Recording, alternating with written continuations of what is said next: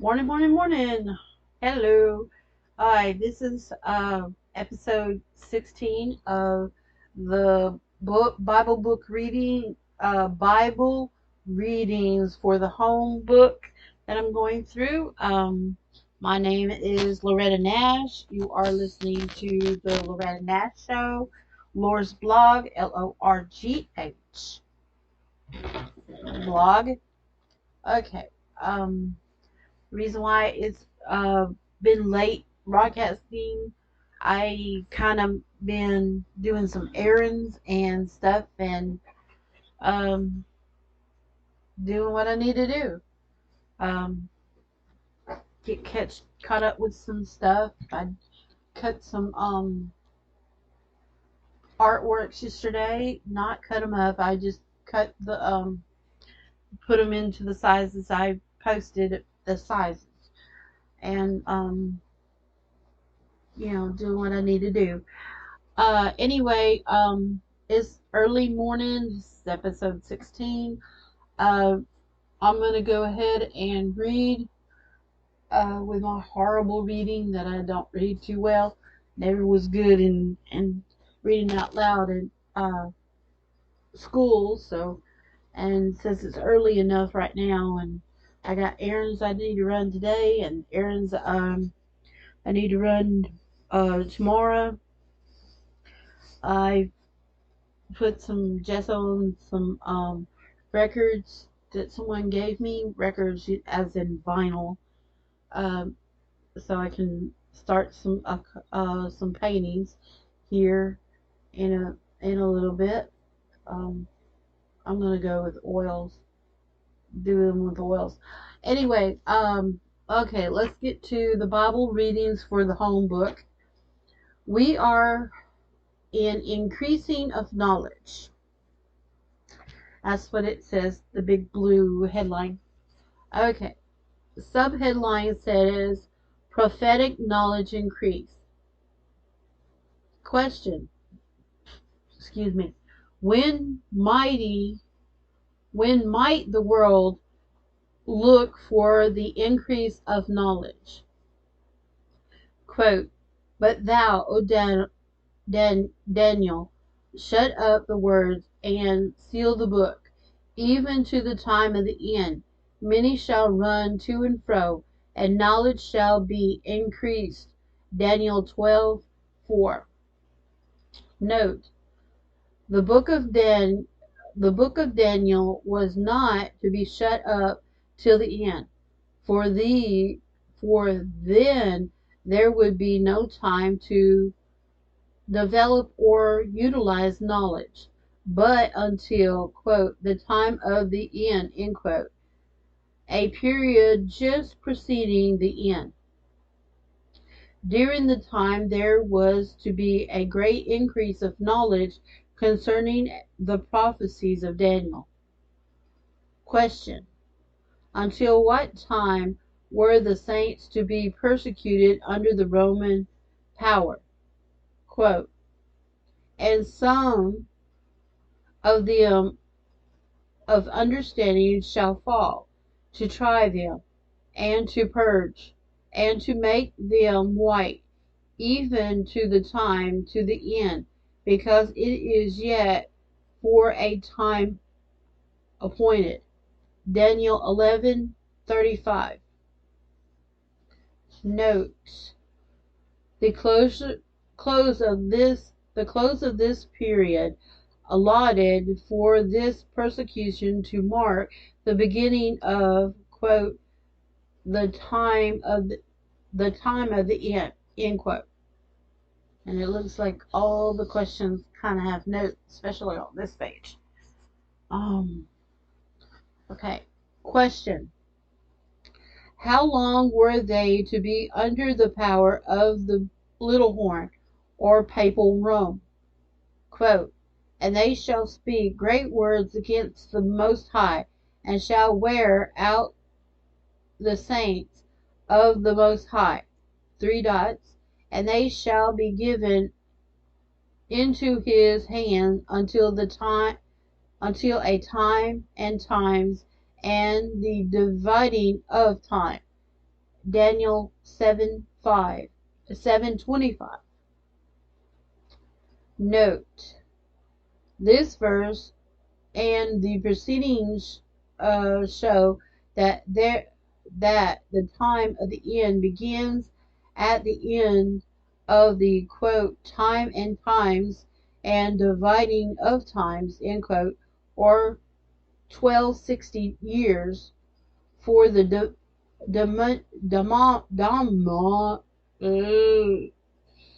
southern voice dominance of the little horn. This then locates the beginning of, quote, the time of the ends, end quote, as 1798, as shown in the previous pages. Oh, it's got a lot of backbiting, doesn't it? Okay, question. After 1798, was there any unsealed, was there an unsealing of the books that had been sealed, quote, even to the time of the end. Okay, and then it starts, it doesn't have a quote, it just starts, it says, at the time of the end of the 1260 years of the little horn in 1798, there was an awakening of interest in the study of the prophecies in general, especially of Daniel. Further, there was an unprecedented spreading of the word of God to the far corners of the earth.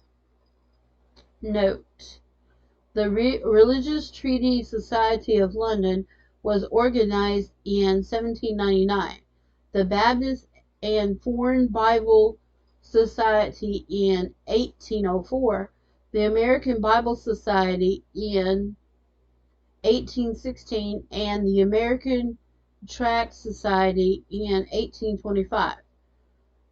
The Bible has been translated into more than 1,000 languages and dialects.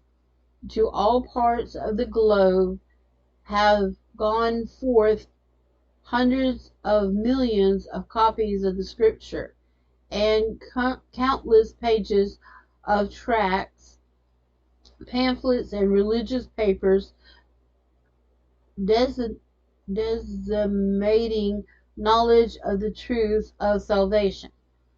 It was at this time that the Protestant Christian began an era of foreign mission work which has taken ministries to almost every country in the world.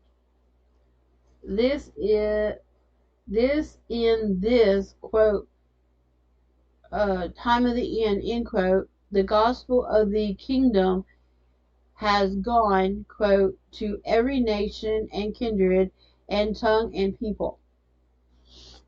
Then we have a new subheadline that says, Progress of Scientific Knowledge. Question, how has scientific knowledge increased along with the increased knowledge about the book of Daniel? Quote, the technology conditions of human life had changed fast between 1800 and 1919, then in the preceding 2,000 years. One might say 3,000 years. Lucian Price, quote, Between Two Wars, end quote, Chapter 2 in Religion in the Post-War World, Volume 2, page 22, Cambridge, Massachusetts, Harvard University Press, 1945, reprinted by permission of the publishers. Okay, and then we got Interesting painting. It's um, sci-fi looking. Okay, now we got a note. Okay, note, quote, suddenly with the utilization of steam and electricity, more changes were made in technology in 2 generations than in all the thousands of years of previous human history put together. Wheels and machines turned so fast that man could cover more distance in one day than he was able to do in a lifetime. End quote. Norman Cousins, in his book Modern Man is Obsolete, 1945, page 15 and 16, reprinted by permission of the Viking Press, Inc., New York. In 1798, steam-powered machinery was a recent development. Gas lighting and the cast iron plow had come the year before, and electricity was an in, interesting laboratory experiment. Following Followings are some of the principal inventions or discoveries since 1798. Authorities differ on certain dates. Number one, Fulton's first steamboat in 1803. Powered printing press in 1811. Steam railway in 1825. Mower and reaper in 1831. Electric telegraph in 1836. Vulcanized rubber in 1839. Photography in 1839. Anesthesia anesthesia anesthesia in 1846. Sewing machine in 1846. Bessemer steel in 1856. Machine gun in 1861. Well, that explains why they had machine guns in the Civil War. Ironclad war vessels in 1862. That's the I've over here. Yeah, they had that over here in Forest City. Talking about an ironclad war vessel. Typewriter 1864. Pasteur's germ theory in 1864. Telephone in 1876. Phonograph in 1877. Electric railway in 1879. Incandescent electric light in 1879. Gasoline engine in 1883. Steam turbine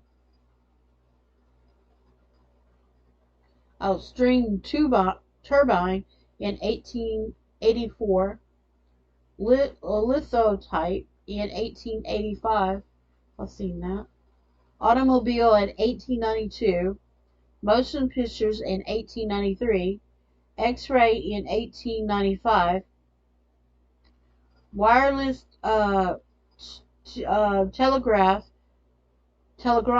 telegraphy in 1895. So wireless.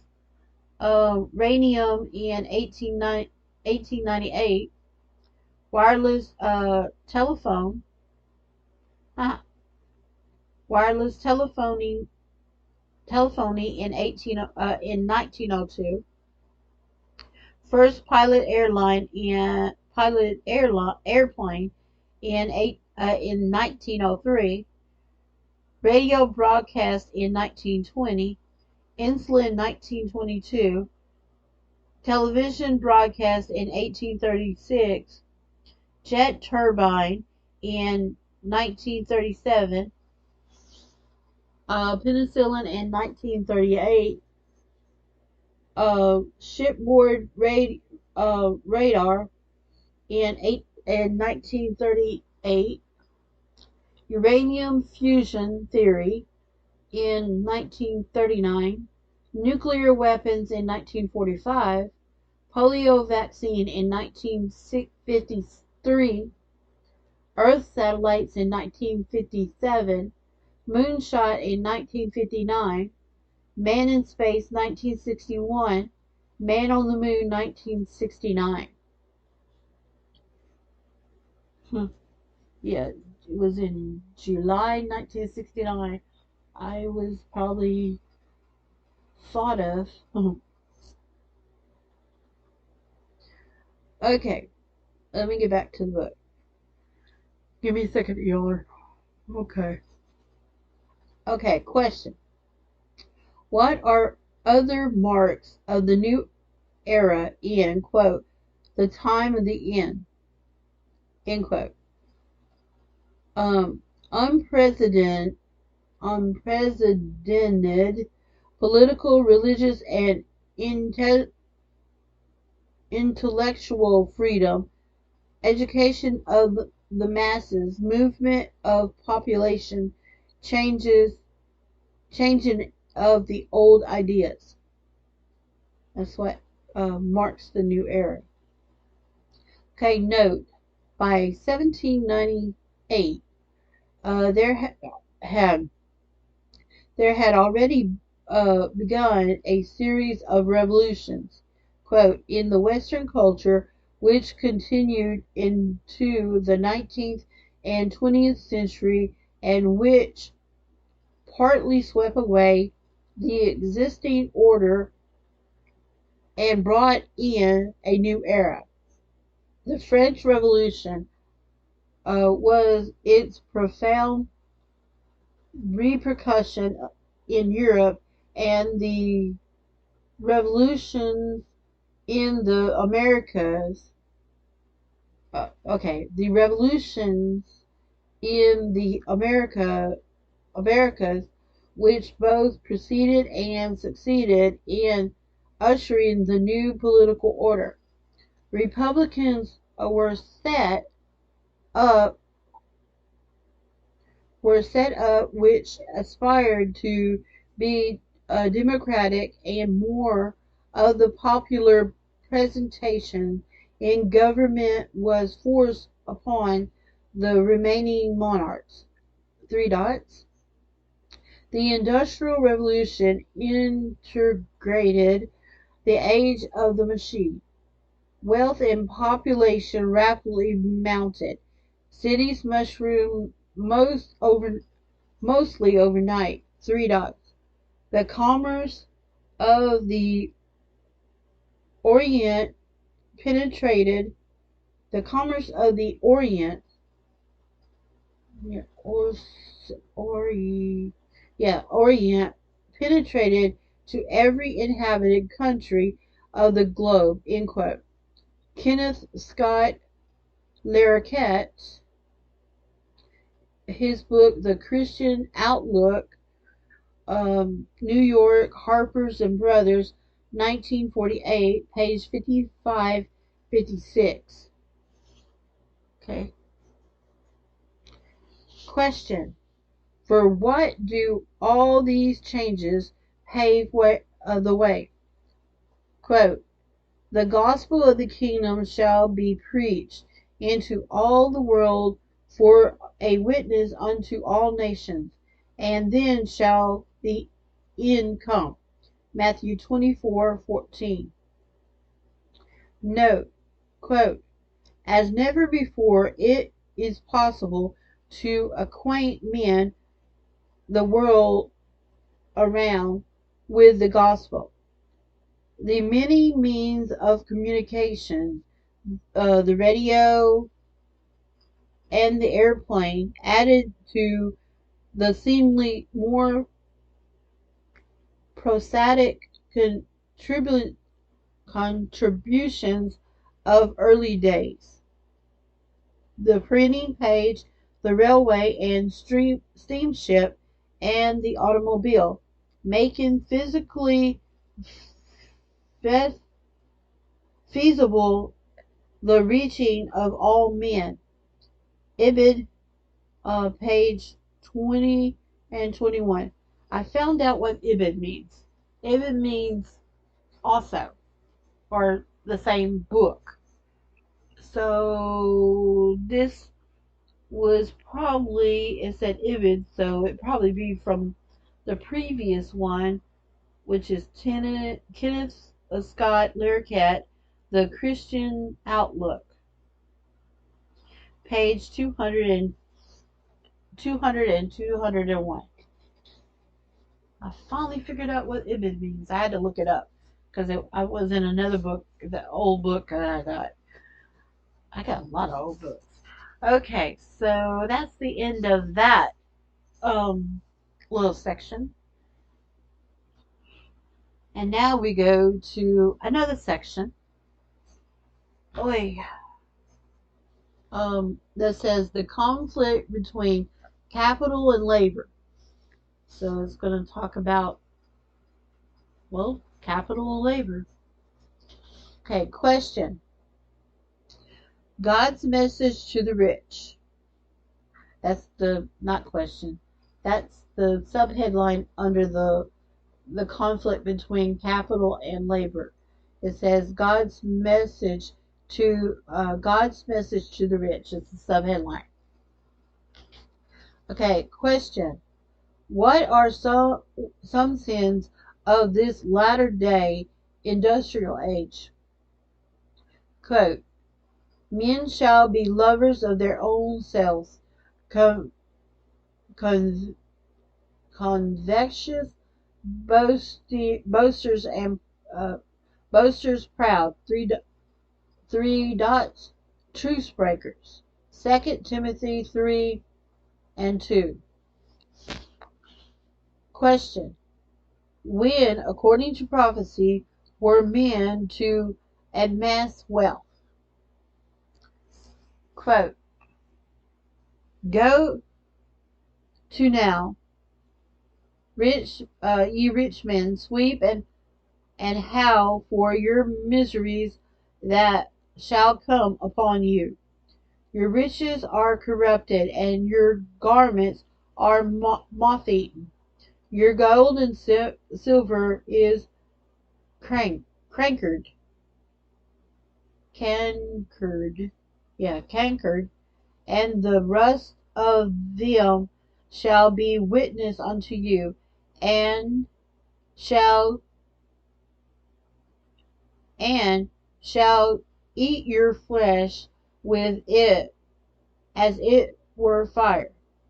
Ye have heaped treasure together for the last days. End quote. James 5, 1 through 3. Note, this age of man's greatest the age of man's greatest intellectual and material achievement is marked by the race for money and vast accumulations of wealth contrast with mercy and poverty. Our age must fully fit the prophecy. So basically it's saying that time now is showing the prophecy is unfolding.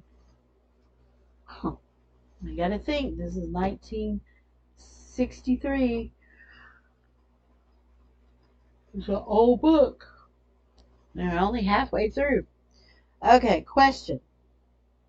Why did Christ in the parable remove the man who hid his talent and failed to put it to good use? Quote, thou wicked and slothful servant, 3 dots. Thou oughtest therefore to have put my money to the exchangers, and then at my coming I shall have received mine own with usury. Matthew 25:26-27. Um, if you don't know the parable, um, he I'll go ahead and say the parable, um, or put it in my words. Okay, there was a man decided that he wanted to go somewhere, and so he got three of his best servants, and he gave one servant a lot of money, another servant half the money, and then another servant just a little bit, or just basics. Well, the first one who had a lot of money, he invested it, and it gained twice as much. Then the second one, he pretty much did the same, and it went twice as much. The third one, he took the money and he just dug a hole and just stuck it in there. And so um when the boss came back from his trip, he asked, and everybody gave their report. And this guy, basically said, "Well, I put it in the hole because didn't want you to get mad at me because I lost it." And that's why it says right there that that the guy was um bad, because he could at least invested it. And that's what the what the guy said. You could have invested, at least I would have got interest. And then you're just not right. That's not what I wanted. And I mean, that's the basics of what I always got out of it. Okay, question. What did Christ tell the rich man to do? Quote, "Sell that thou hast and give it to the poor, and thou shalt have treasure in heaven, and come and follow me." Matthew 19:21. So there was if you don't know and don't read up, and in Matthew there was a guy who said, "How do I get to be in your kingdom?" And God told him what Jesus told him what to do, and um, it says that he just walked away sad because he was, and gave the little point that he was very rich, but it never, he just was sad. Didn't never say that he finally dawned on him, and he did, or you know it's left up to your interpretation. Okay, question. What in the parable did God say to the rich man who thought to build larger barns in which to store his goods?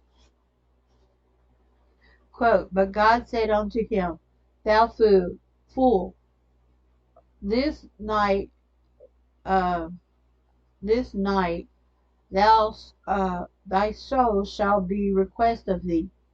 Then those shall okay. Then whose shall those things be which thou hast provided?" Luke 12:20. I don't know that. I've read most of the stuff and got taught a lot, but I don't remember that. Okay, so next question is, why give men the power to get rich? Who gives men the power to get rich? Quote, "But thou shalt remember the Lord thy God, for it is he that giveth thee power to get rich, Deuteronomy 8:18. Question. How does James condemn greed among the rich? How does James condemn greed among the rich? Quote, ye have, okay, give me a second. My brain got mixed up. Okay, how does James condemn greed among the rich?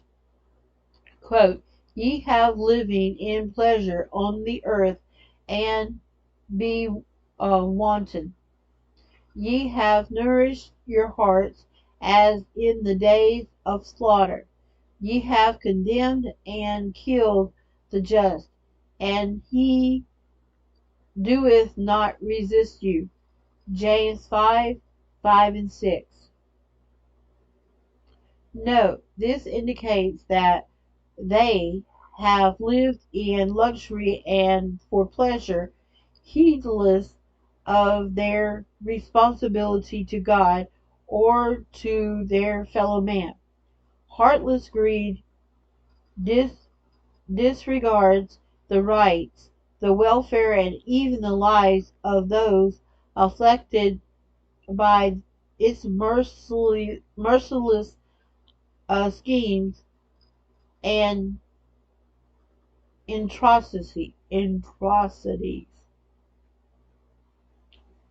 intrigues, not atrocity, intrigues.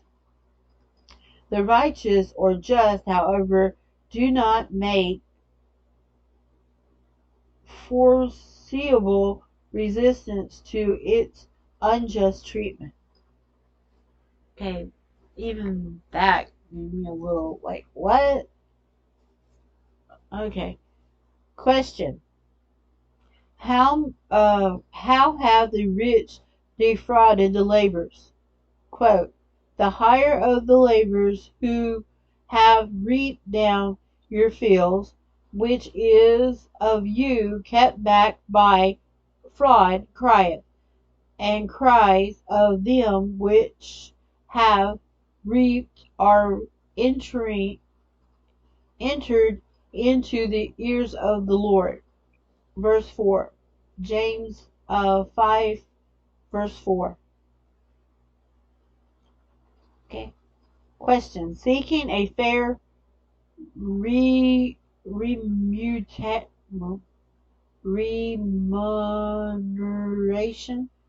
remuneration, seeking a fair remuneration, what do many laborers do?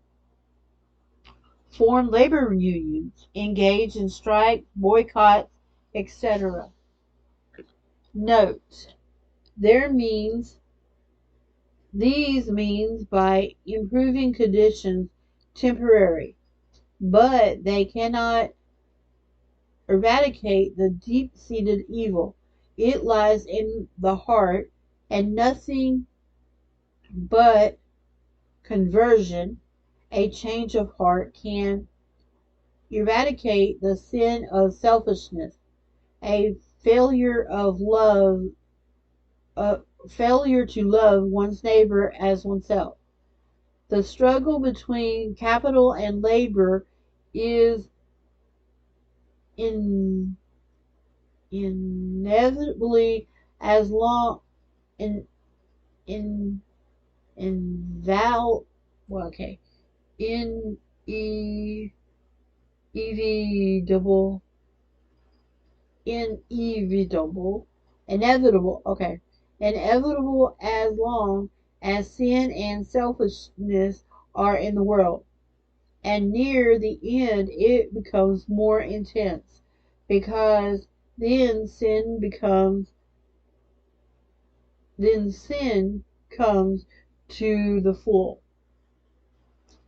Industry has become powerful uh, through mass production, and labor has become increasingly important in the conflict between capital and labor.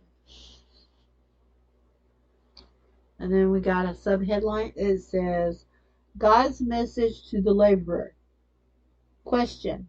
What are God's people told to do at this time? Quote, be patient, therefore, brethren, unto the coming of the Lord. Behold, the husbandman waiteth for the precious fruit of the earth, and hath long patience for it, until he receives the early and latter rain. Be ye also patient. Establish your hearts, for the coming of the Lord dwelleth nigh. James 5:7 and 8. So basically, work. Patiently work. Do your job as you're supposed to.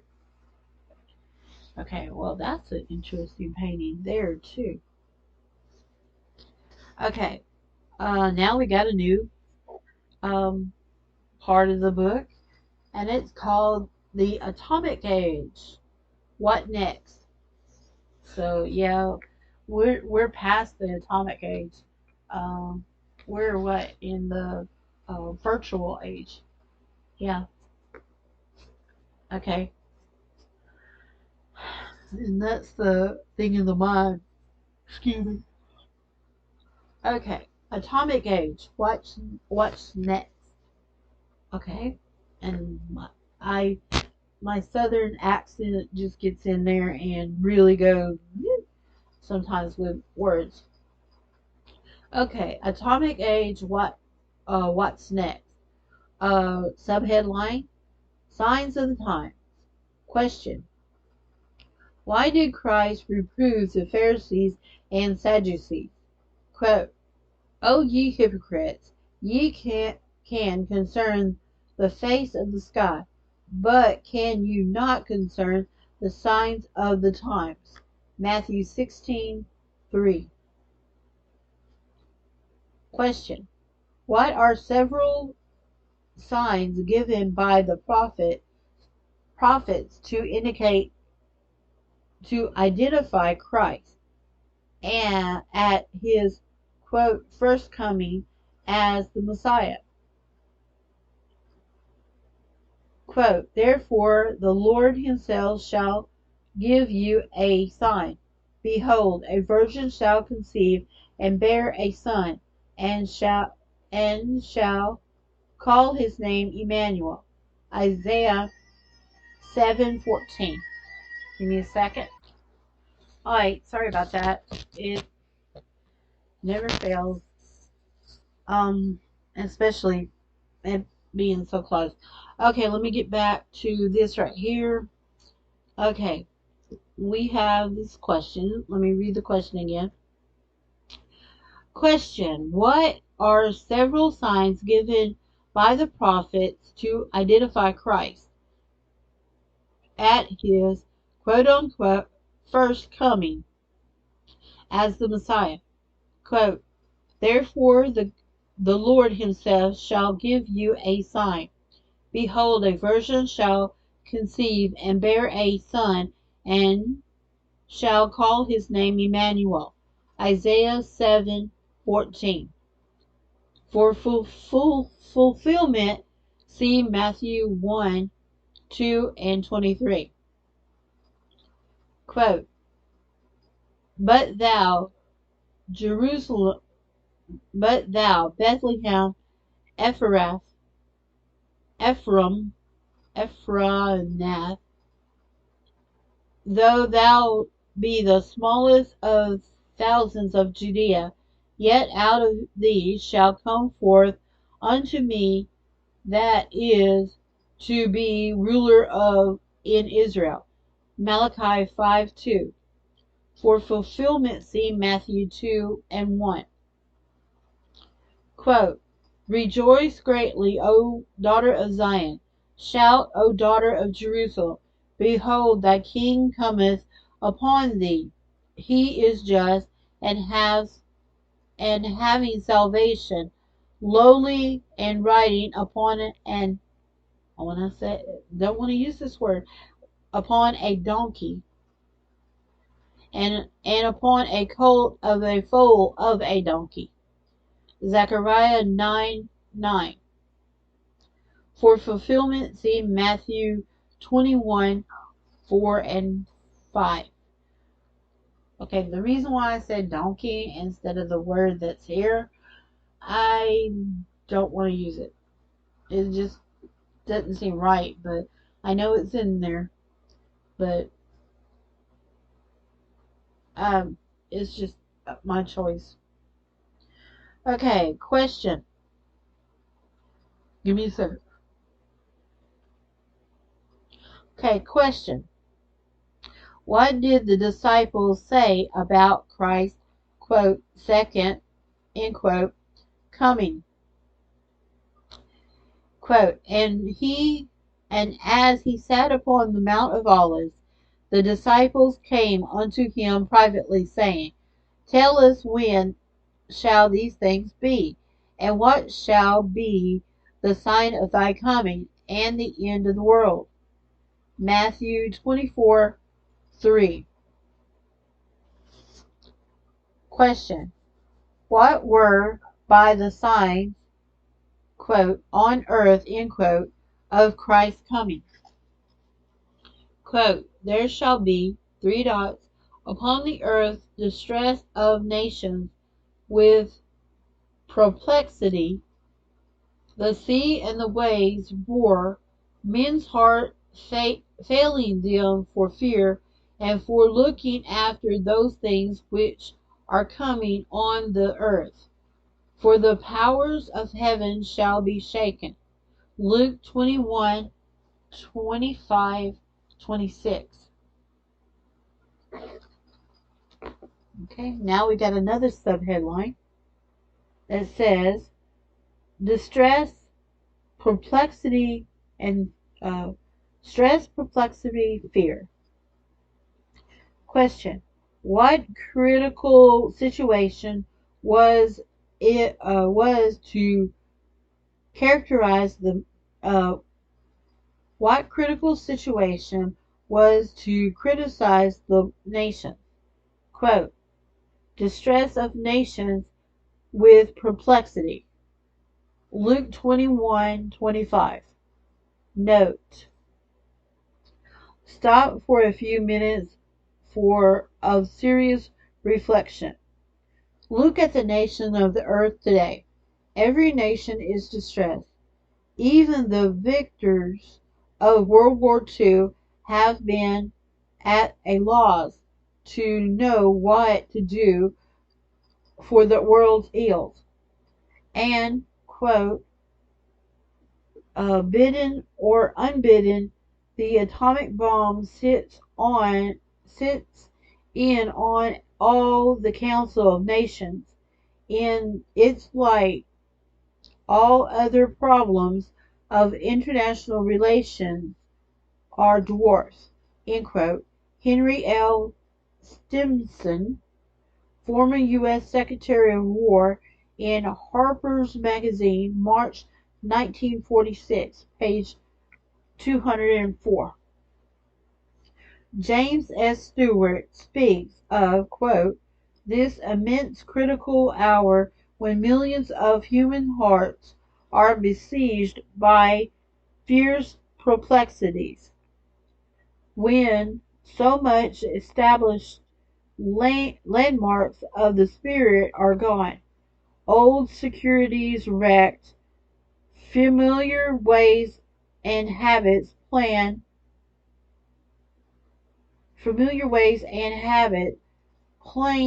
and presumptions banished near to return. End quote. Uh, Heralds of God, New York, Charles Scribner's Sons, 1946, page 12. Well, that's interesting. And just think about today, what's going on today. This was 50 years ago, and now, no, 60 years ago. And now see how things change over just 60 years. Okay, just think. Oh yeah, and you can use this as a Bible study if you like. I mean, that's what it basically was set up for anyway. Um, and I'm just reading it to be reading it. Okay, let me get back. Question. What attitude is manifested among men today? Quote, men's heart fail them for fear. End quote. Luke 21:26. And if you really stop for a second and think about it, yeah.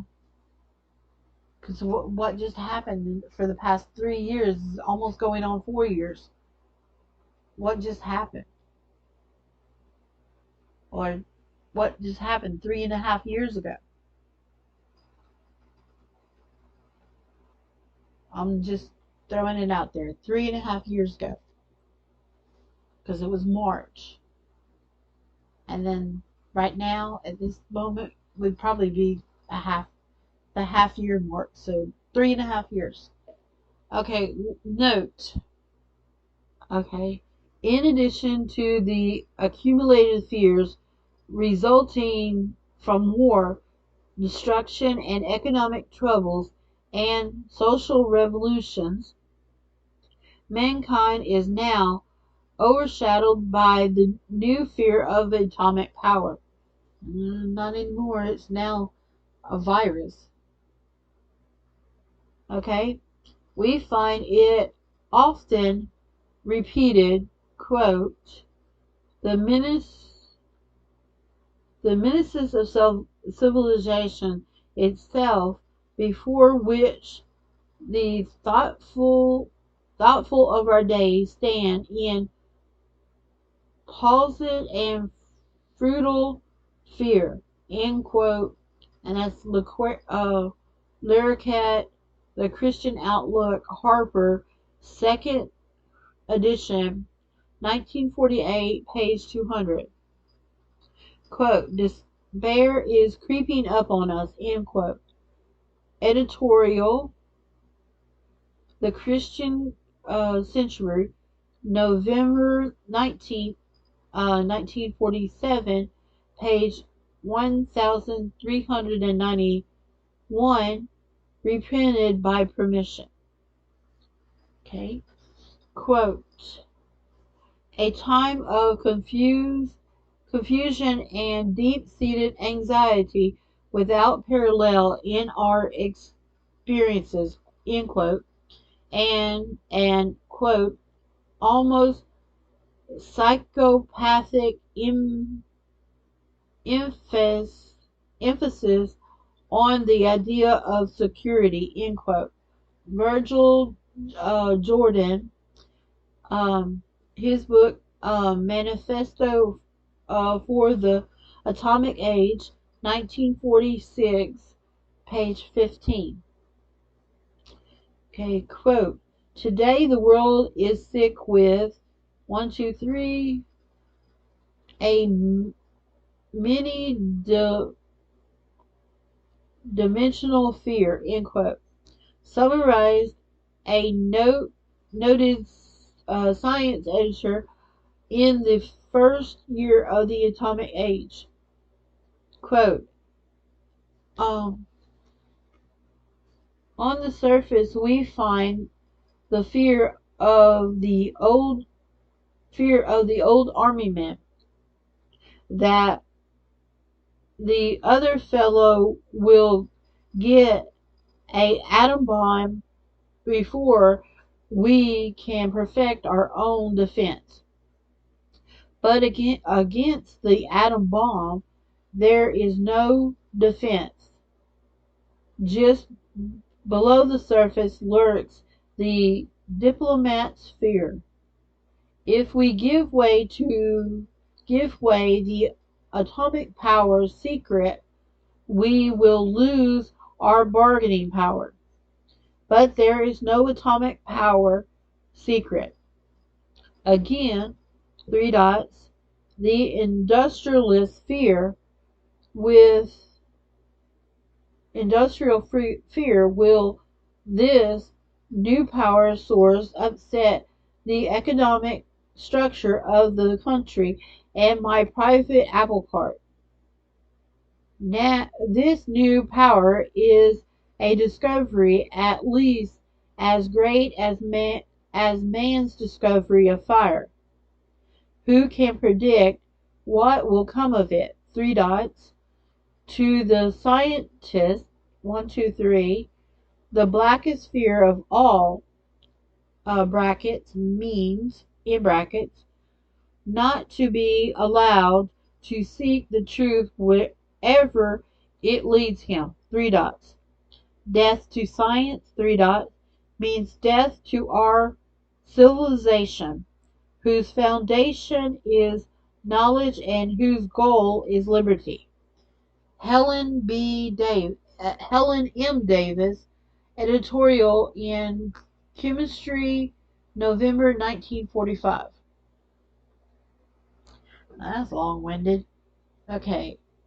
Quote, when the scientists have emerged from his laboratory to prophesy our extinction, unless we men are incorrigible ways, and editors have turned to Jeremiah's, and editors have turned into Jeremiah's, how can any man who reads scramble for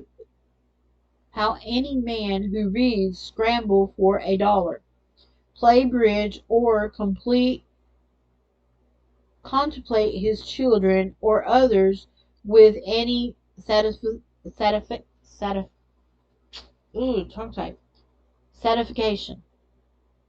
But man's life be hope and is by nature an optimist. Ugh, had to force that out.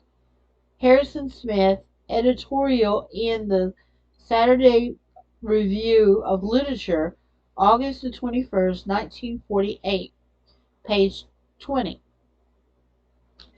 One noted atomic scientist, Harold C. Urey, said, quote, I am a frightened man myself. All the scientists I know are frightened for their lives, and frightened for your lives. End quote. Quote, I am a frightened man. End quote. The Saturday Review of Literature, August 7, 1948. Well, that was long. Okay. Question. What is it that men fear? Quote, men fear men's heart failing them, quote, failing them, three dots, for looking after those things which are coming on the earth. Luke 21:26. Note, the prophecy specifies fear for the future. Quote, the devastation that could be wrought by any atomic age war is too appalling to be fully realized. The vision stuns our imagination. But if present trends continue, it is only a question of time before such war will come. End quote. Yeah, it never did. And we're 60 years into it. Okay, quote, the time is short. Look at the destruction already wrought, at the materialism growing on either side, at the increased bitterness and unrest throughout the world at the tremendous power of our latest weapon. A realist might well conclude that many of us now living will see the start of a war which could end in more dark ages. End quote. Charles A. Lindbergh in Reader's Digest, September 1948, page 134, 138. Now that actually, just that little quote right there, a war which will end in in more dark ages. Because a lot of people don't know how to do the old stuff. Okay, let's get back to the note. Okay, in the editor of the Christian Century observed, quote, despair is creeping up on the best of us most of all. The stars of promise have all but faded from our sky. We are on the road that leads to destruction, and destruction is drawing close. November 19, November the 19th, 1947, page 1391, used by permission. Yeah. This book, like I said, is 60 years old, and it's doing that,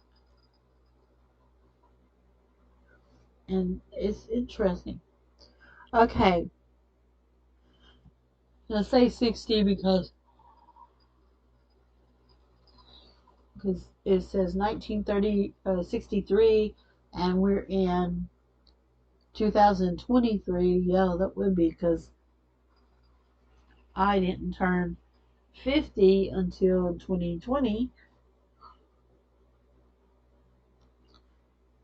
And of course, 60 is less than 70. So, okay. Sorry, my math. I'm just thinking of how old this book is. I question what declaration of Jeremiah concerning the plans and predictions of all of many of the great men of his day aptly describes the situation today. Quote, the wise men are ashamed. They are dismayed and taken. Lo, they have rejected the word of the Lord, and what wisdom it is in them. End quote. Jeremiah 8 and 9.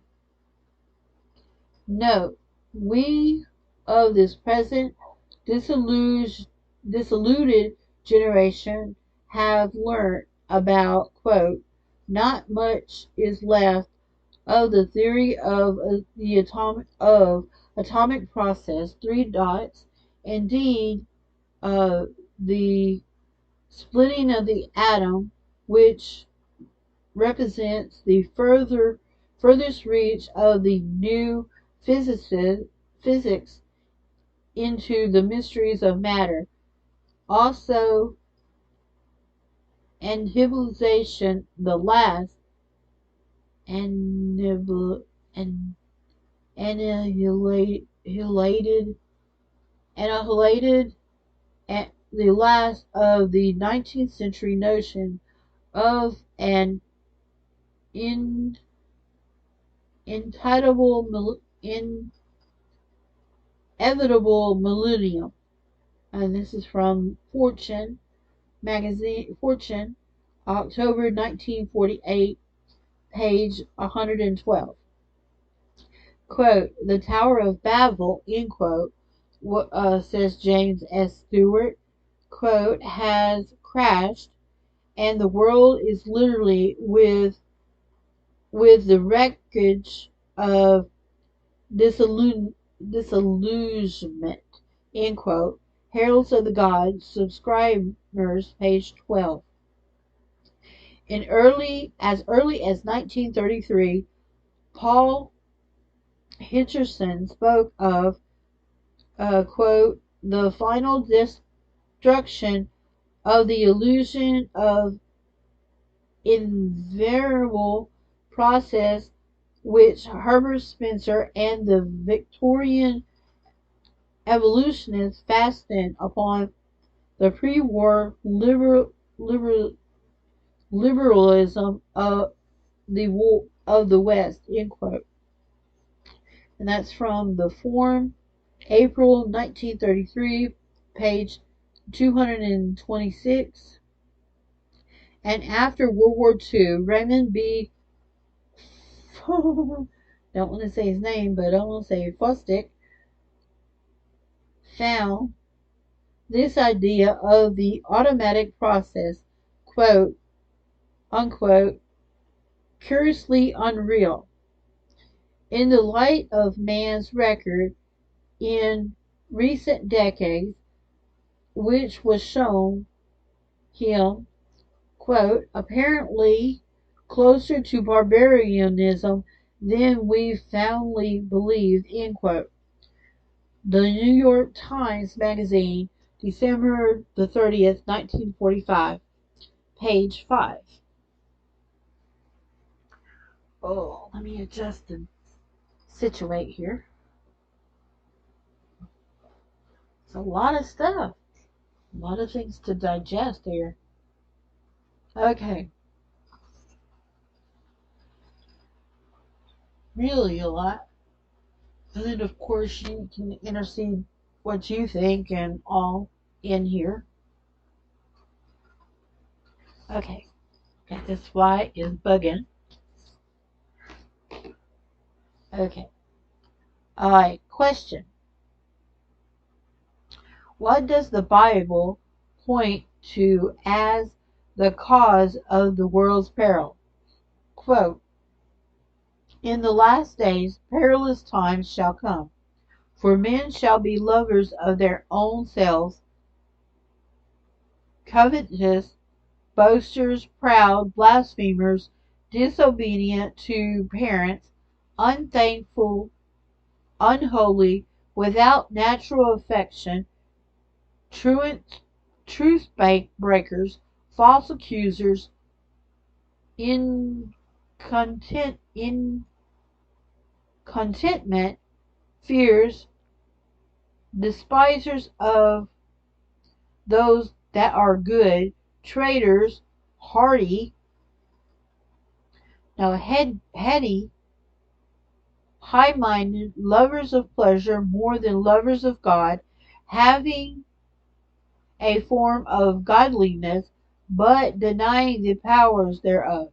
2 Timothy 1 through 5. Note, the trouble is with man himself. Quote, this is not a weapon. It is not the weapon so much as it is the human beings who may wish to use it that constitute a real danger, end quote. Continued Forstuck and Ibid in his Ibid page 29. Quote, the emergence of the atomic bomb requires an advance in ethical and moral standards far greater and more immediate than the human race seems to have at this moment capable of making, end quote. And the future editorial points out that this problem of atomic fusion is a spiritual one.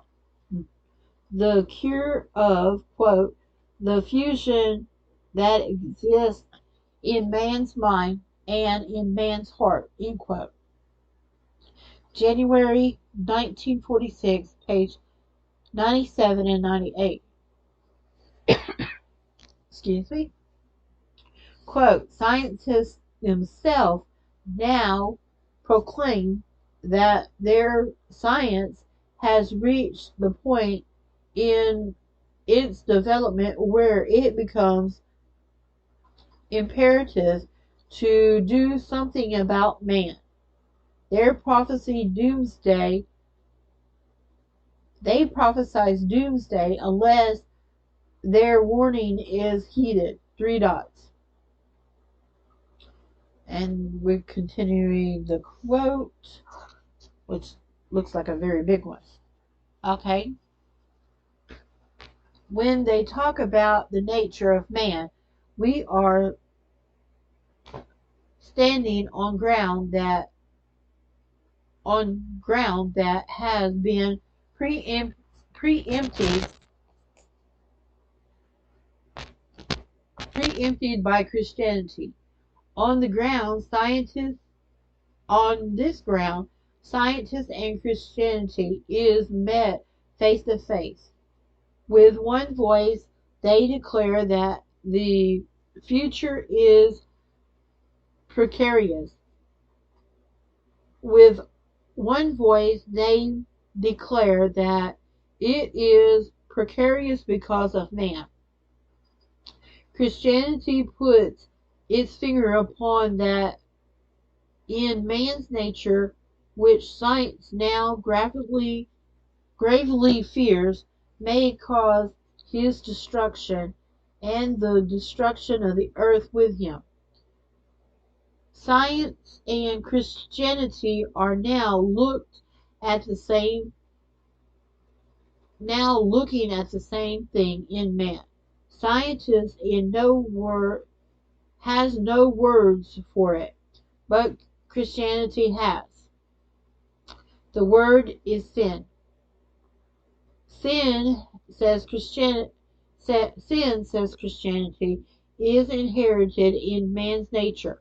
Unless something is done to destroy the power of sin in the hearts of man, he exists in a scientific world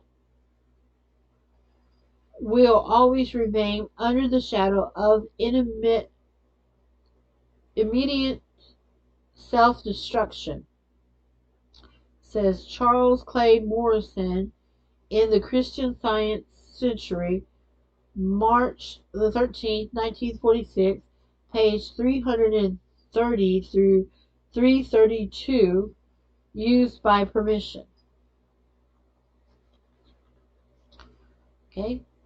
Question of what is all this an evidence? Sorry, sometimes I get robotic, and that's what happens. My eyes get off and my brain don't catch up. Okay. Or my mouth don't catch up with my brain. Okay, question again. What is all this an evidence? Near the nearness of the great change. Quote, perhaps the end quote. Note, early in World War II, Piers van Paschen declared that a civilization was passing. Um, parentheses, days of our years, revived edition, 1940, page 557, and Peturum A. Sorkin, Harvard professor, saw the epochal turning point in the history of the world. The Crisis of Our Age, 1941, page 22. On the day Japanese surrendered, General Douglas A. MacArthur spake these alarming words, quote, "And new error is upon us, three dots. We have had our last chance. If we do not now devise some great or more equitable system, Armageddon will be at our door. New York Times, September the 2nd, 1945, page 3.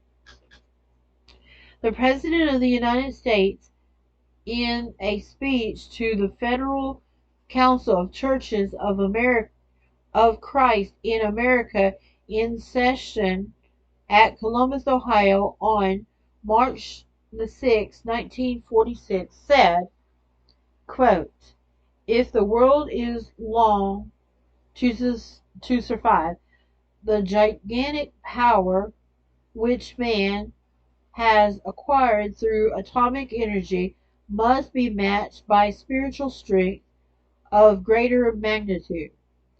A mankind now stands in the doorway of destruction, or upon the threshold of greatest age in history." End quote. Bicentennial Biennial Report, 1946, page 108, 109. The professor in liberal Andover Lutheran Theological Seminary was moved to write an article on, quote, "atomic apocalypse," end quote, in which he said, after discussing future possibilities, including, quote, "global dissolution," end quote, "perhaps the next few summers may lengthen into a few more summers of opportunity. Again, no man can say, but let men search the scriptures and ponder the fact of science and vagaries of world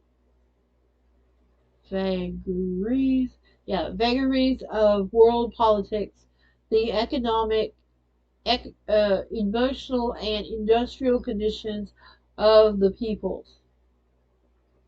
Conditioning pointing sharply towards finis, or the end.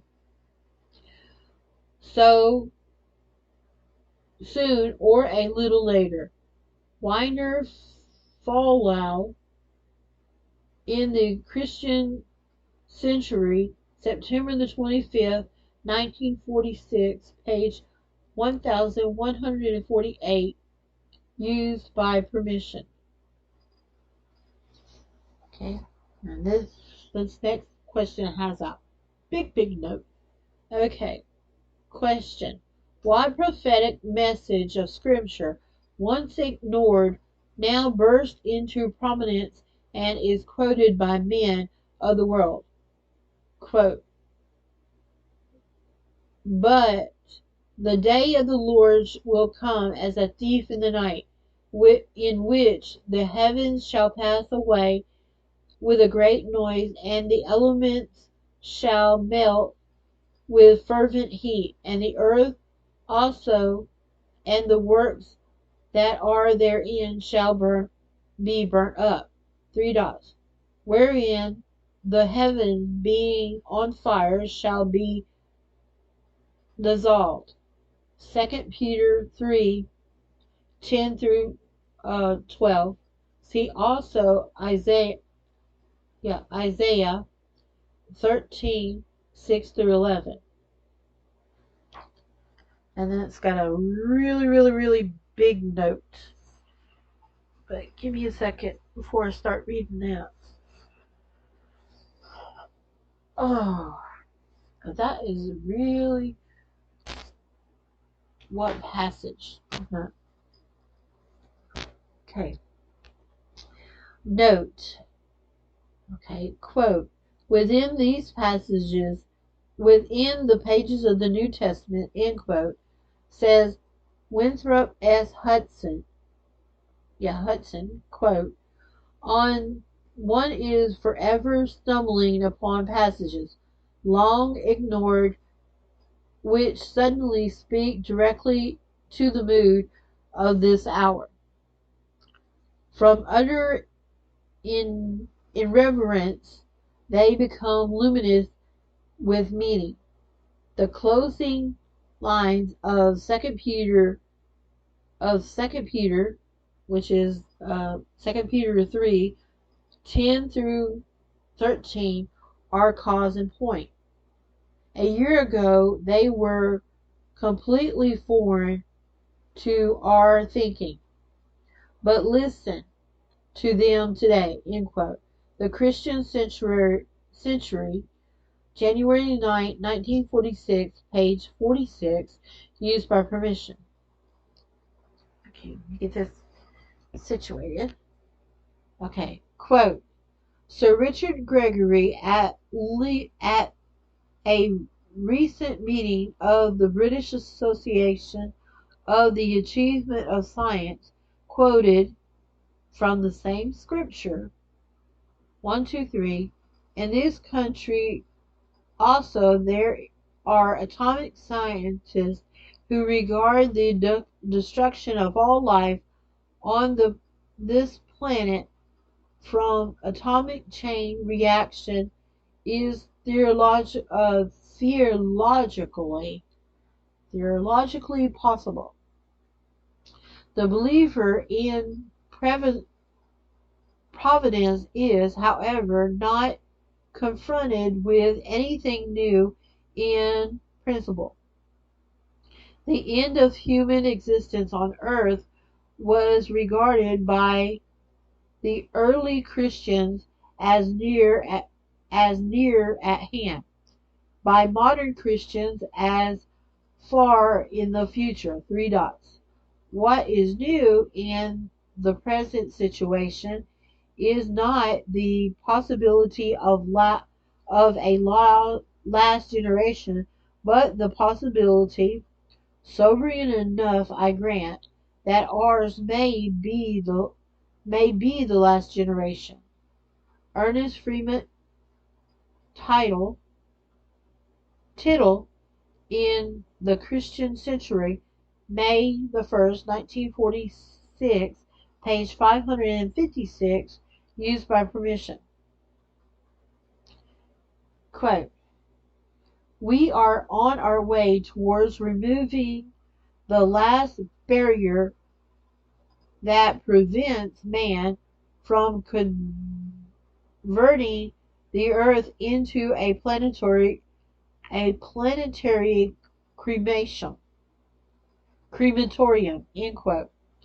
Norman Cousins, editorial in the Saturday Review of Literature, August 7, 1948, page 70, page 7 and 8. And just think, these little quotes are from 1940 something, and this book was made in 20 years later in 1960, close to the 70s. Interesting about all this stuff. And then how we're now 60 years ahead and a lot of things have changed. Okay, let's get back to the book. Okay. The editors of this book did not say that man-made atomic energy will start a chain reaction in the atmosphere and consume man and his works.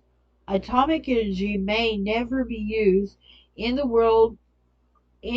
world conflict to destroy a large part of the population on the globe. The Bible indicates that God, not man, will destroy the earth, and that he will do it in his own way. However, when scientists, men of the world, and modernist leaders agree that the wiping out of the world are wiping out the world as we know it will happen very soon unless man can be given a new heart. The Christian view the Christian views that as a commentary on statements in the Bible which were frequently scoffed at in this our days, and as a sign of nearness end of times when God will step into, quote, destroy them that destroy the earth, end quote. So that really gets you thinking. Okay. Question. What do all these abominations and abomination and warnings mean to you and me? Quote, since all these things are thus on the verge of dissolution, what sort of men ought we be in all holy living and godly conduct, expecting and helping to listen the coming of the day of God, by reason of which the heavens ablaze will be dissolved, and the elements will burn and melt. 2 Peter 3:11 and 12, Weismith. So that's in the Weismith version. Okay, let's go to the next question. We only got 2 questions left in this section, and then we got a little article, and then we go to another one. Sorry about that. Okay.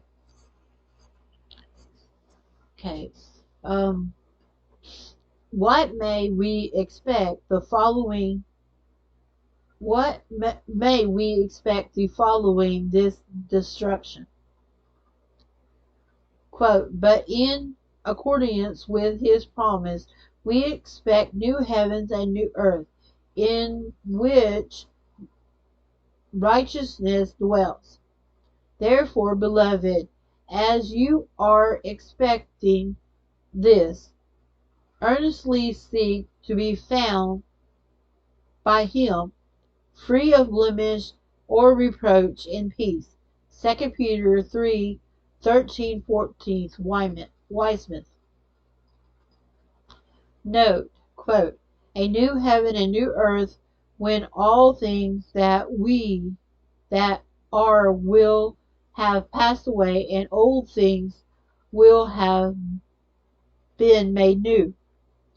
These conditions are possibly only after world's end. What the nature of this end will be, no man can say. Christians normally reckon with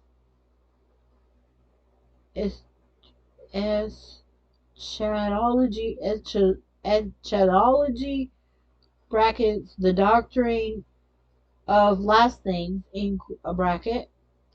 It was Christian abnormality which ignored eschatology for so long. But August 6, 1945, brought back normality. However, much believers may lose themselves in the engulfing fear of unbelievers. The normality of the atomic blast over Japan brought back to Christian believers consist of the righteous and correctiveness of not only contemplating but also expecting world's end. End quote. Wagner Fallow in the Christian century, September the 25th, 1946, page 1148, used by permission. Okay, give me a minute. Sorry, I had to listen to my phone uh, um, to try to get this in, this last bit in. And I know it's not copyrighted. I just have my phone ringtone set to that, so I don't own that. I just like that noise, and it's I can hear it sometimes. Okay, back to the book. Question: to what are many Christians to looking forward in this atomic age? To the coming of Christ. Note, quote, in the event that the present turbulent period is prolonged by nations successfully retaining their tremendous sovereignty, we face increased tensions, fears, and spiritual blight onto guarded beyond endurance. Three dots. Other than Christians will others than Christians will also begin to cry, "O Lord, come quickly!"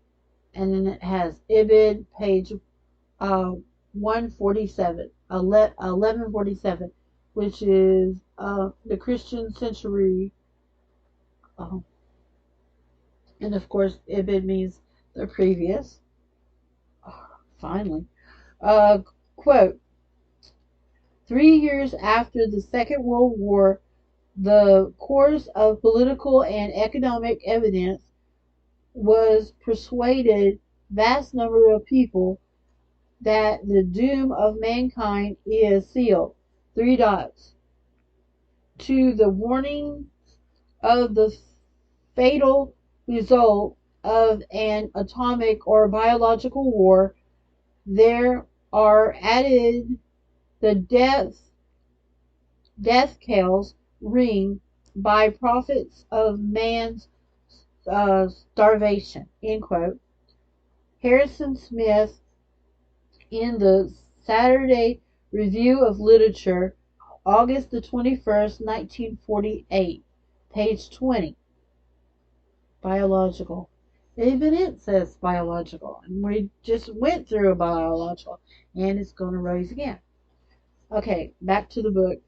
In the publisher of this book, the publishers of this book are trying in these pages, as well as many other of their publications, to do this very thing, to proclaim the scripture prophecies and their fulfillments, which are indicates the nearness of the coming of Christ to the end of the age of perplexity and trouble, and also to usher in the eternal bliss of God's kingdom. Okay, and now we have this little section right here. It says, there was in Australia during the 1930s a scholar of world events who foresaw that the Great War was sure to break out. He realized that Japan would certainly be one of the belligerents, and he therefore deducted that Australia would just as certainly be a tremendous temptation to the enemy. According, this 20th century wise man studied his atlas in search of the perfect hiding place, the best possible island to escape from the storm about to break across the civilized world. But the employment of careful logic and the process of eradicate the destruction, he finally selected a spot. And in the summer of 1939, just before Germany invaded Poland, this Savant went ashore on his South Pacific refuge, the obscure, virtually uninhabited island of Guadalcanal. You know, Guadalcanal, asking the U.S. Marines if Guadalcanal was a good place to hide. Well, that's interesting. And this part about the what it says, an atomic or biological war. I think we just had one, and we're still going through it because it's about to pop up again. You know, we're gonna have to wear a mask, which do not do anything. And just the other day, I was talking to my brother, and um, I think my mom and my dad and I know my mom and dad, and I think my little brother they took that shot, and I know the one brother I was talking to did, and I'm not sure if my husband did or my sister did, but I think I know my sister had to because she was an essential worker and she probably had to take that vaccine. And my husband probably was given the vaccine in the hospital because he went thrice. And that's why I got the fear on this vaccine is because they're gone, they're passed away, even though my little brother's not, and my mom and dad's not, and my other brother's not. But I just don't want to take it. I don't like taking the flu shot. I don't even think I even took one. And I was working in the school system, and I was supposed to, or it was voluntary, so I didn't. Anyway, that's a personal tidbit I want to put in here. It's just, because that biological war kind of entered in my mind. Okay, let me see. This section has a lot. Okay, so let's go to the new section in this book. And if you want to know, if you do have this book, Bible Readings for the Home, if you can find it, if it's not a rare book, I'm about to start on 243 in the page. That's why I hadn't, read the page numbers or anything, especially when it says go back to such and such page. I hadn't read it. Okay. Big headline, the world's conversion. So, and then it has a subheadline, quote, unquote, either or. Question, what alternatives are foreseen in the future of our atomic world? Moral regeneration or Armageddon?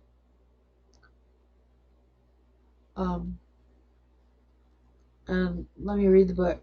Note, quote, the inexorable either or of the atomic bomb upon which hangs the fate of life on this planet leaves the pride of man no means by which to save itself.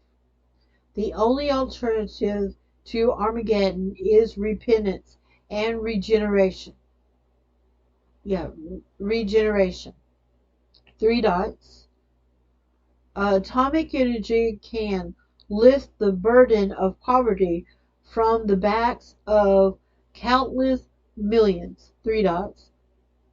Only if man has a new spirit within him can he pass over to this promised land. The atomic age is otherwise most certain to be extremely short and extremely brutish. Three dots. Unless men everywhere are moved to confess their own inadequacies and seek for following God's all rather than unless men everywhere are moved to confess their own inadequacies and seek to follow God's will rather than their own, no other strategy can save us. Three dots. The conversion of man. Three dots. Has suddenly become a life and death issue, not merely for individuals, but for the race. End quote. Richard M. Fagley, Fagley, Secretary of the Peace Commission of the Federal Council of Churches, in the Chaplain, November 1945, page 5 through 7.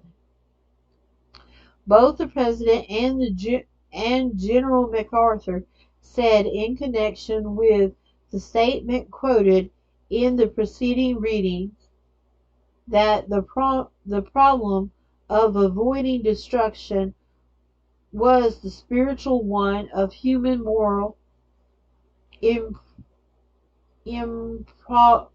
improvement. Quote, if men or nation, end quote, the President, quote, would be life by the precepts of ancient prophecies and the teaching of the Sermon on the Mount. Problems which now seem too difficult would soon disappear. Three dots. Sorry about that. I guess it's a crazy day for phone calls. Okay, let's get back to this note. Okay, both the president, and let me rewind. Both the president and General MacArthur said, in connection with the statements quoted in the preceding reading, that the problem of avoiding destruction was the spiritual one of human moral improvement. Quote, if men and nations, end quote, said the president, quote, would but live by the precepts of the ancient prophecies and the teaching of the Sermon on the Mount, problems would now seem too difficult would soon disappear. Three dots.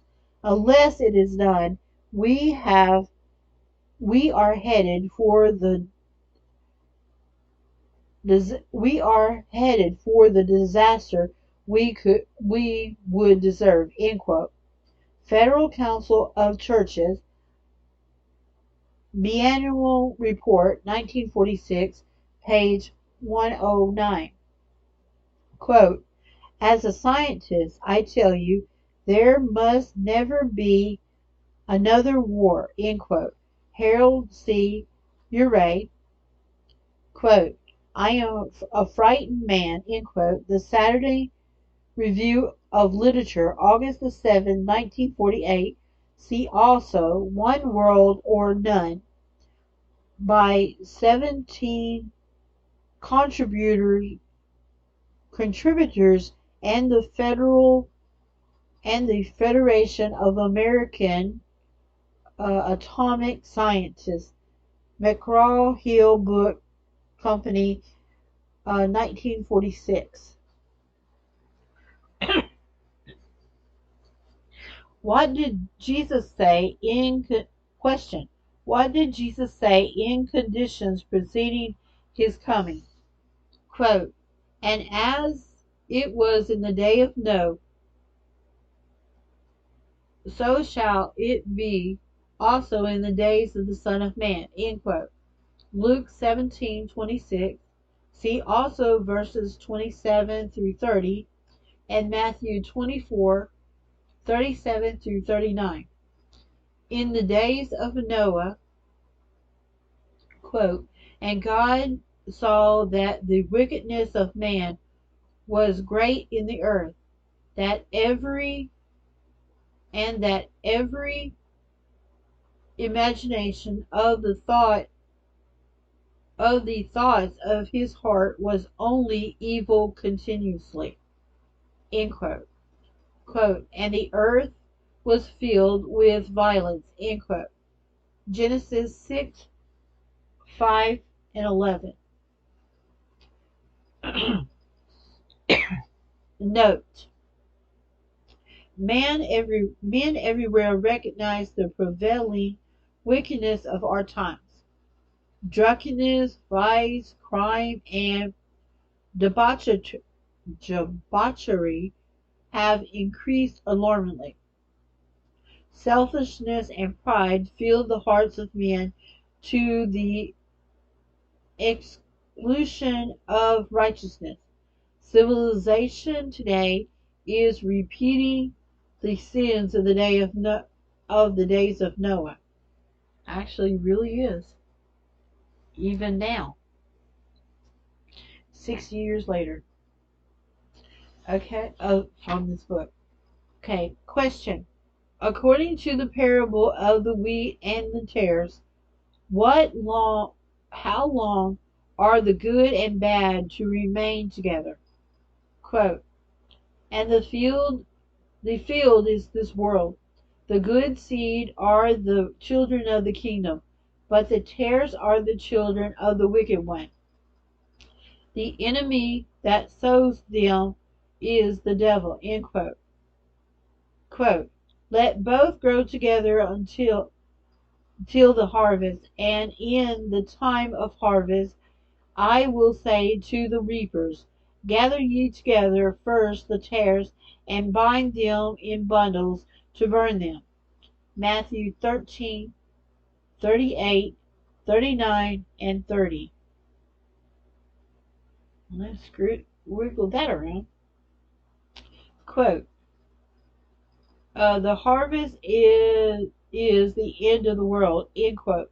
Verse 39. Note, this in this is this it is plain that the wicked tares live in the in okay. This is plain that the wicked, the tares, live with the righteous, the wheat, till the end of the world. There is then no time before Christ's coming of a sinless state, in which all men will be converted. Question. Did Christ say that worldwide preaching will be Did Christ say that worldwide preaching of the gospel will result in world conversion? Quote, and this gospel of the kingdom shall be preached in all the world for a witness unto all nations, and then shall the end come. Matthew 24:14. Okay. Note,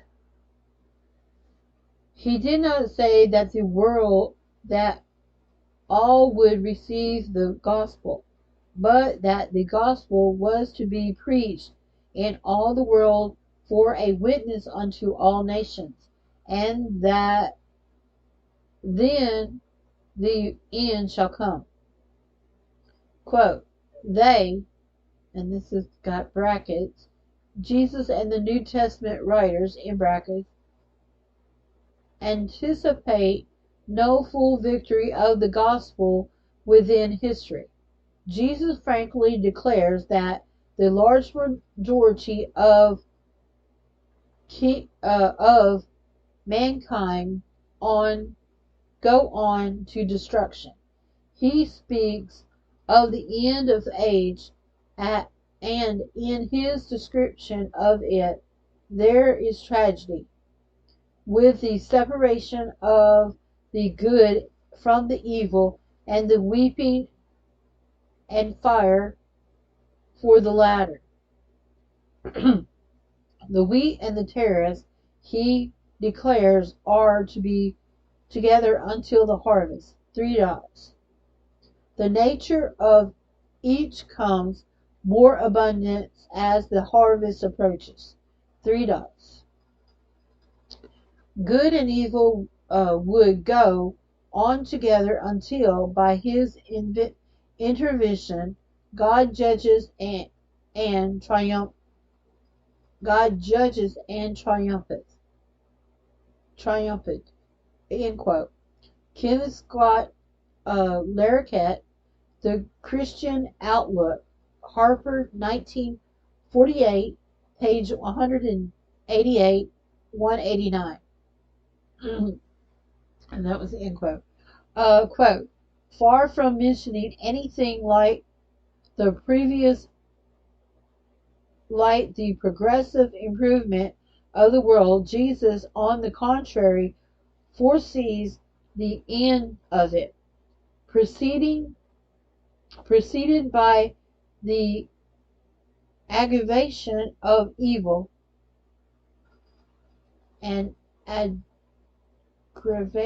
aggravation, preceding by an aggravation of evil, which is to be a sign announcing the return of Christ, and this is the veritable object of Christian hope, which runs through the pages of the New Testament, and which the apocrypha,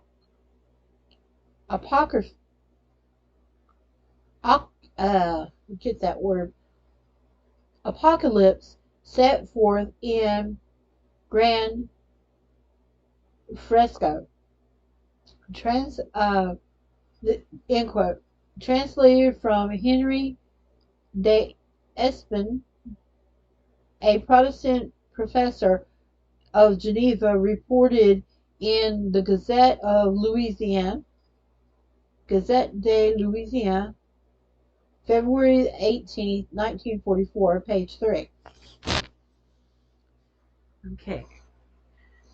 I guess I'll read this one little last piece before I go into the sub and start again.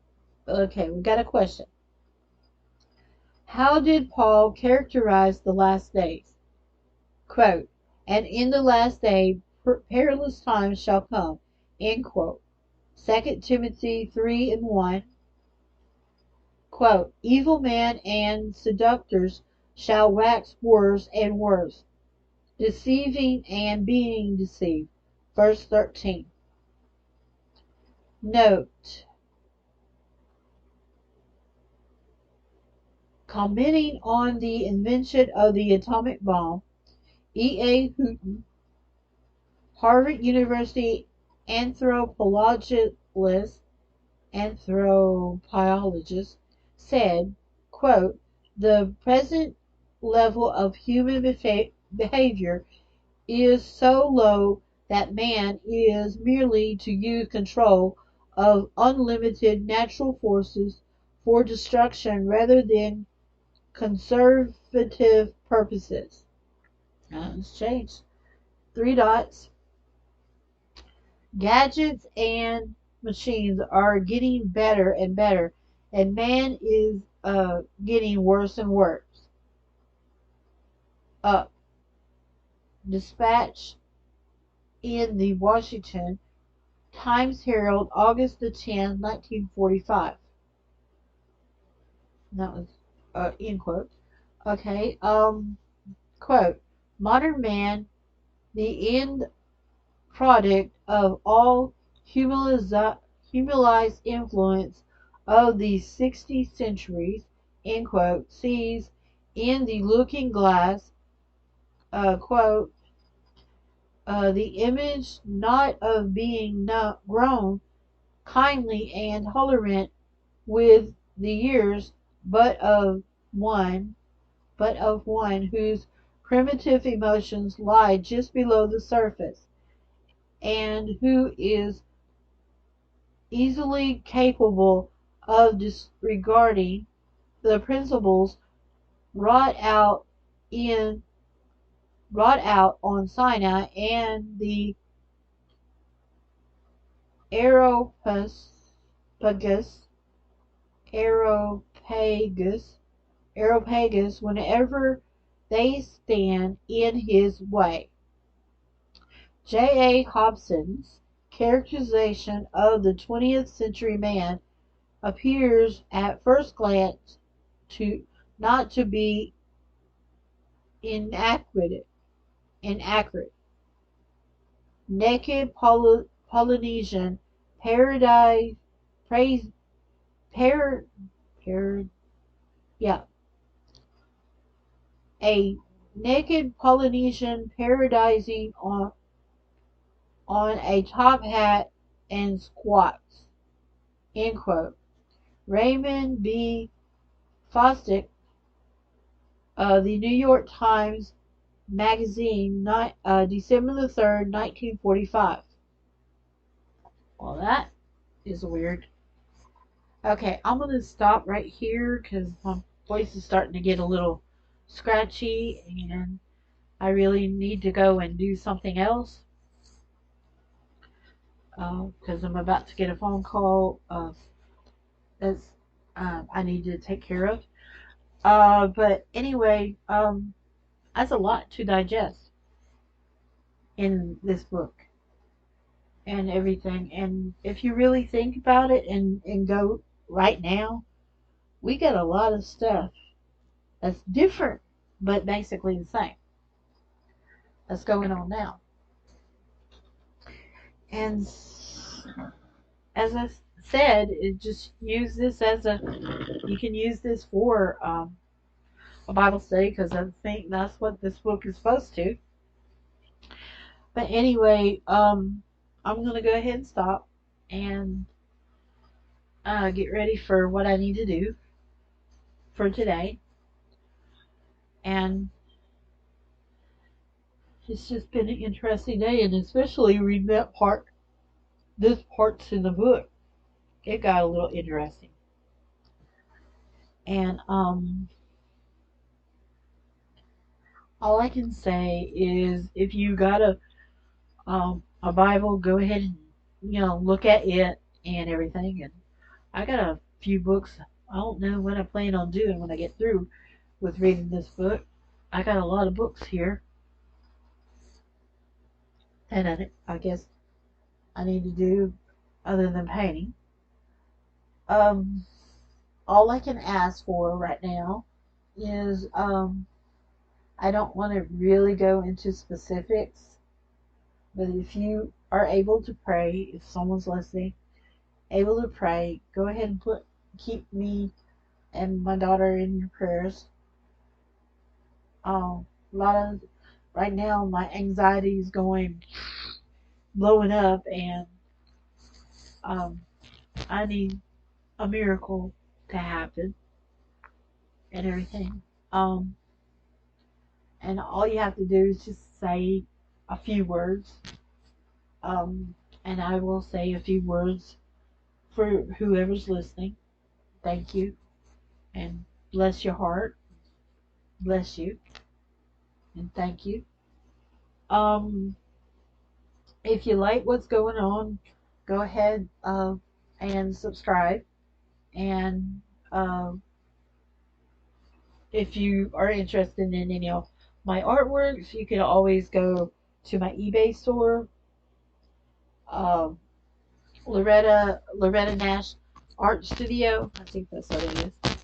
Um, and purchase one of my things. I got them pretty really low right now.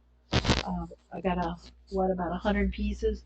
I might start painting today or get my stuff out to paint on these records. I just gotta figure out what I want to do, and then I get ready to do whatever I need to do today, and just keep me in mind, and me and my daughter in mind, and and our blessings. And I bless you and thank you for listening. And if there's anyone listening, um, um, my name is Loretta Nash. You're listening to Lore's blog, and that's Lorgh, Lore. I spelt Lore funny, so that's what I wanted to do. And I'll start on reading some more of this book, and my horrible reading out loud. And I thank you for listening.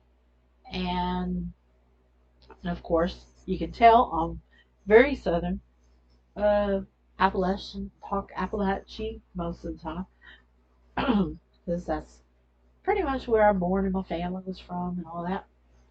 Um, but anyway, thank you, and I'll see you in the next episode, which will be 17. Thanks.